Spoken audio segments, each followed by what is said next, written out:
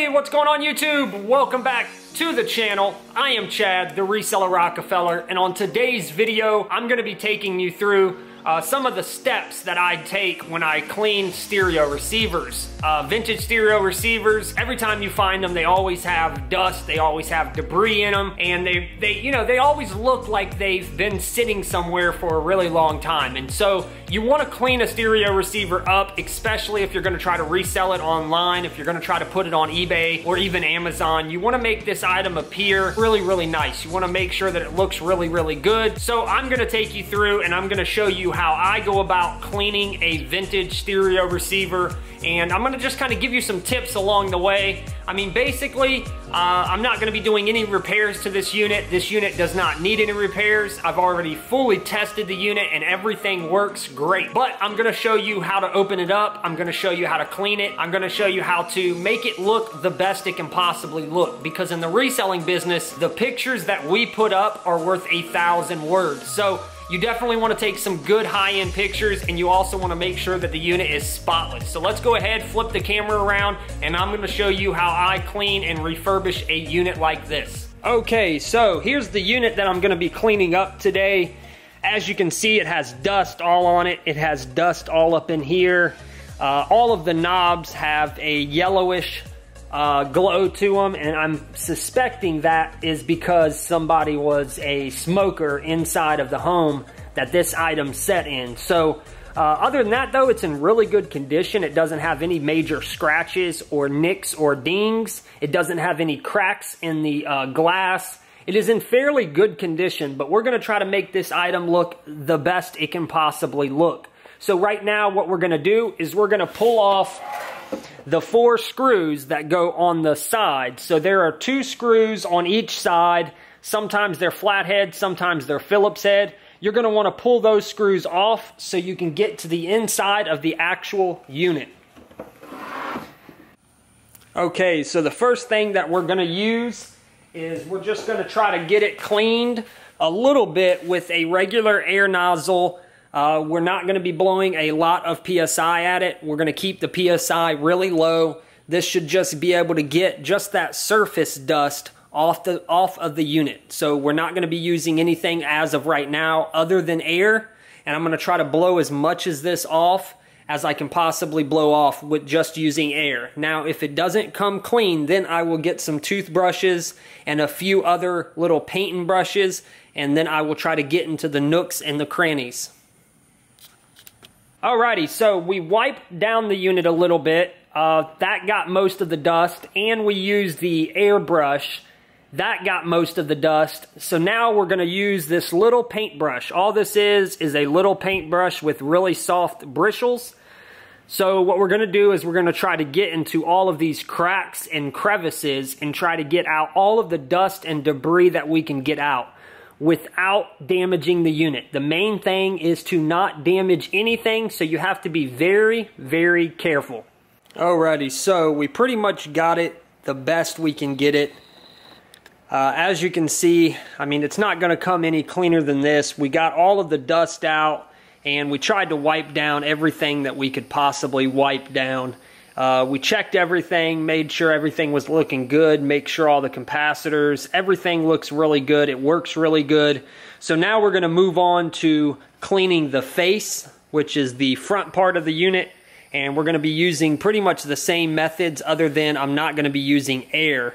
And the reason that I don't use compressed air to clean the face, because you can actually blow dust behind the glass. And if you do that, then you'll have to take the whole faceplate off to get behind the glass. So we don't want to blow dust behind the glass, and we don't want to damage anything. So we're just going to be using a light cleaner on a rag, and we're also going to be using my small little paintbrush to get into the cracks and crevices. And hopefully we can get all of this yellowing off of it, and we can make it look really good again. So most of the time on these vintage units, and even on modern units, you're going to be able to pull off these knobs. So you want to try to get the knobs off so that you can clean the knobs, but so that you can also get behind the knobs. I don't know if y'all can see that in the video, but there's like a yellow ring around where the knob used to go. And so we want to pull off all of these knobs. We're not going to be able to remove the buttons, but we definitely can pull off the knobs so we can get everything nice and clean. Alrighty, so now we have all of the knobs removed, and we have all of the knobs sitting over here to the side. We're going to go ahead and start cleaning this entire front plate. And so I'm just going to lightly take my brush, and we're going to get into all of the cracks and crevices. And we're going to try to get all of this surface dust off so we can actually see how much actual cleaning we're going to have to do with some sort of cleaner on a rag. I always try to use a light cleaner so I don't mess anything up. I don't want to use anything that has a lot of chemicals in it. So I use a orange-based cleaner. It works really well, and it doesn't affect colors on metal or plastic or painted surfaces. So you want to be extremely careful that you don't mess something up, because some heavy-duty cleaners like 409, and there's a few others out on the market, could mess with the paint on this. So you don't want to mess with it. You don't want to disturb the paint. You don't want to mess with any of the plastics. So make sure whatever cleaner it is that you're using, make sure that it's something that isn't really strong. So right here you can see that this unit was pretty dirty on the face. This is yellowing probably from cigarette smoke and dust, debris, and years of just sitting. I mean, this unit was made in 1973, so it definitely needed a good cleaning, and this is exactly why I do this, to make this unit look the best it can possibly look. So right here around the knob, you can see a lot of yellowing that's on the aluminum. That's what we're trying to get off. So let's see how good we can get this with just a little bit of cleaning and a few seconds of my time. Alrighty, so that took me about 3 seconds to clean. Just a simple wipe down with a rag, a microfiber cloth.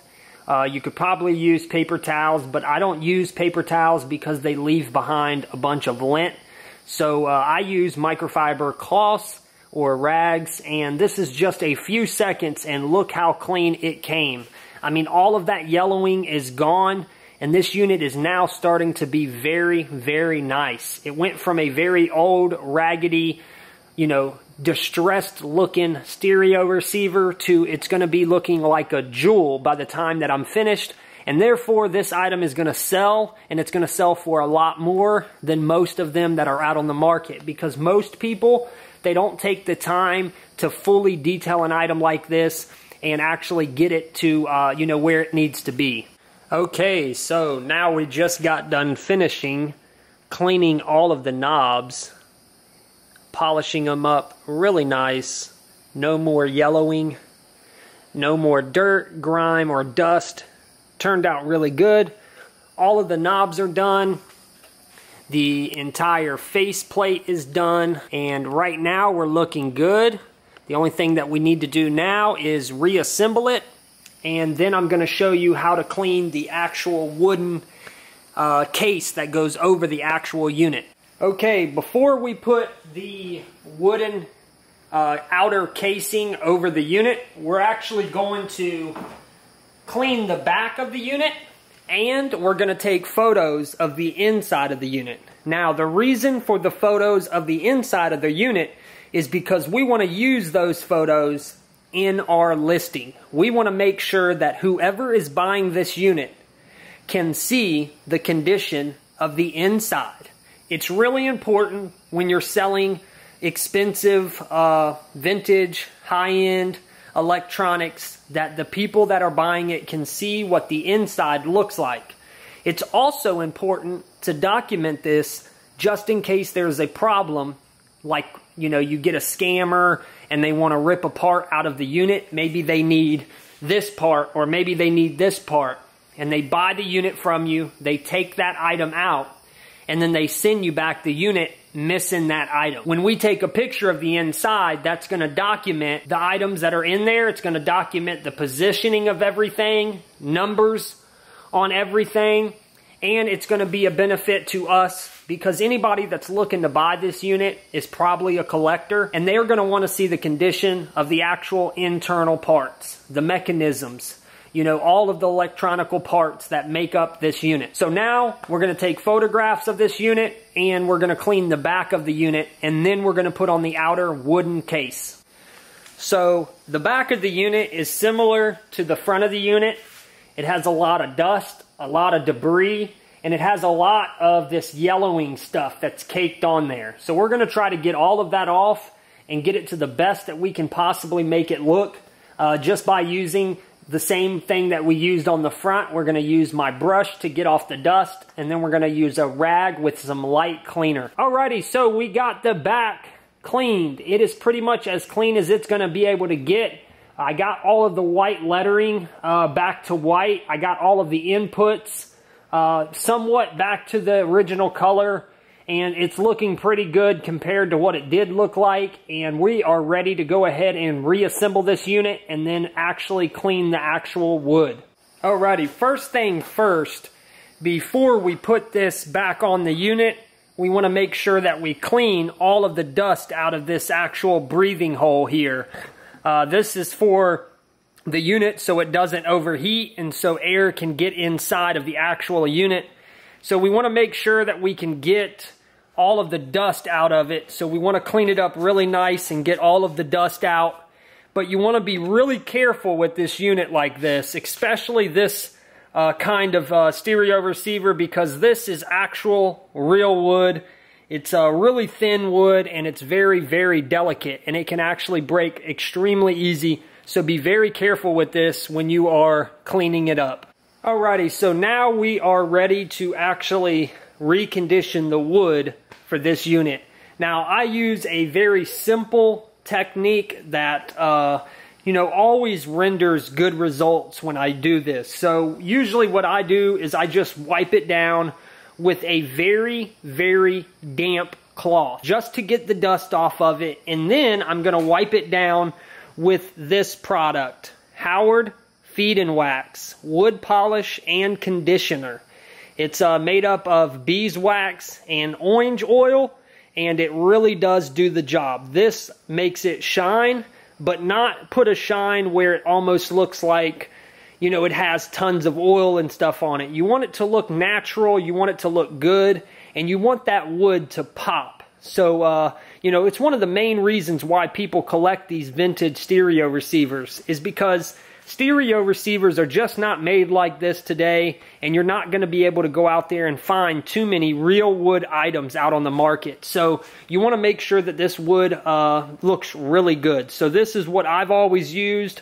I've been using this for years and years and years on numerous items. I use this on tables, on stereo equipment, anything that's made out of wood, I will use this. So if you don't got this in your little arsenal of cleaning and restoration products, go out and snag a bottle of it. It lasts an extremely long time, and it's extremely easy to use, and you can't really damage an item with this. So go out there and grab you some of this. Alrighty, so we just wiped it down with a very damp cloth and got all of the surface dust off of it. Now I'm about to put my first application of the Weed and Wax, beeswax and orange oil. So let's see how this turns out. So just applied my first application onto the wood, and I wanted to give you one more tip. When you're applying something like this, a feed and wax or any kind of wood polish, always go with the grain of the wood. So you see the grain of the wood running left and right. Always go with the grain of the wood. That's going to bring out your best results. As you can see, this item looks so much better already, but we're going to let this feed and wax sit for about 5 or 10 minutes, and then I'm going to put another coat of it on there. So let's go ahead and let it sit, but right now it's looking fantastic. It's really made this wood pop, and I think anybody that's going to be looking for this unit to purchase, they're definitely going to be going after mine before they'll go after somebody else's that did not perform such cleaning like this. Alrighty, so we are finished. This is the last actual layer of feed and wax, the wood polish and conditioner that I'm going to put on this unit. It looks amazing. The wood looks absolutely phenomenal. So it turned out really good. Alrighty, so that really did turn out great. You know, this unit just needed a little bit of cleaning. It didn't need any repairs, which was phenomenal. So usually when you get old vintage stereo equipment, some of the times it's gonna need a repair. And I mainly do all of my repairs in-house. If it's a capacitor, a resistor, fuses, putting a new wire on it, you know, multiple things of that nature I will do myself, just as long as I know that the item is actually worth doing this to. Now, you might ask, why would you do this to an item that's only gonna sell for $20 or $30? And the question to that answer, I mean, the answer to that question is, I wouldn't do that to an item that if it's only worth 20 or 30 bucks, I'm not gonna spend any time trying to clean it or trying to do any kind of refurbishing or anything of that nature. You know, I might wipe down an item. I wipe down all items before I photograph them, but you know, for the most part, I wouldn't go through something like this if the item isn't gonna sell for a significant amount of money. So I mean, this stereo receiver is probably gonna go on the upwards of about $550 to $600, and it's a really sought after unit. It's a very rare, limited, I wouldn't say limited edition, but it was definitely sold over in Europe, and it went to the military station and military post over there. So there's so much more that you can learn if you want to go online and research vintage stereo equipment. There's so many units out there that are really, really worth a lot of money. So it's very profitable if you know how to actually do this type of stuff, if you know how to test the units. I know a lot of people in the reselling business, they want to get into selling outside of whatever category or niche that they're selling in. And this is a good way to get started, is become familiar with items, go out there, pick up a few items, do some research, and start expanding your horizons. There's so much money to be made out there in reselling, and I like to take advantage of that, so I like to know a little bit about every single thing out there. I'm definitely not as knowledgeable with stereo equipment as some people. There are people out there that are super knowledgeable and they know every little aspect and detail of almost every piece of equipment made. I'm not that good, but I definitely have enough knowledge to be deadly, to make sure that I can make money and score items like this at yard sales. This item was picked up at a yard sale for $5, and I did test the item before I even bought it by just plugging it in and testing that it actually got power. But I didn't even go through all of the full functions because I didn't care. At that price point, I know that I can make money, and that's why I purchased the item. But other than that, folks, I hope y'all appreciated this video. I hope you liked the video. If you did like the video, go down there, smash that like button. It was a fun, I like doing stuff like this. I love cleaning stereo equipment. I love tinkering with items, and this really wasn't that hard. And it really didn't take me but maybe 20 minutes to do. And that's even because I was filming. So if I wasn't filming, I probably could have done all of this in less than 20 minutes. And, it just varies by, the different items. Some items you might have more screws that you have to take off. Some items you might have less screws. There's different types of wood that are used on these cabinets. There's so many different variations of stereo receivers out there. There's a lot of them that use this fake wood called particle board, and they just have a veneer over them. That kind of stuff, you really can't make it look really good, because if you put wood polish on something like veneer, it's not really going to look good because it isn't real wood. But on a unit like this, you can really make that wood stand out if you take a little bit of time. So anyways, folks, I hope that you liked the video. Please go down there and hit that thumbs up button. If you haven't subscribed to the channel, please go ahead and subscribe to the channel if you're into reselling. Other than that, folks, I am out of here. Thanks a lot for watching, and peace.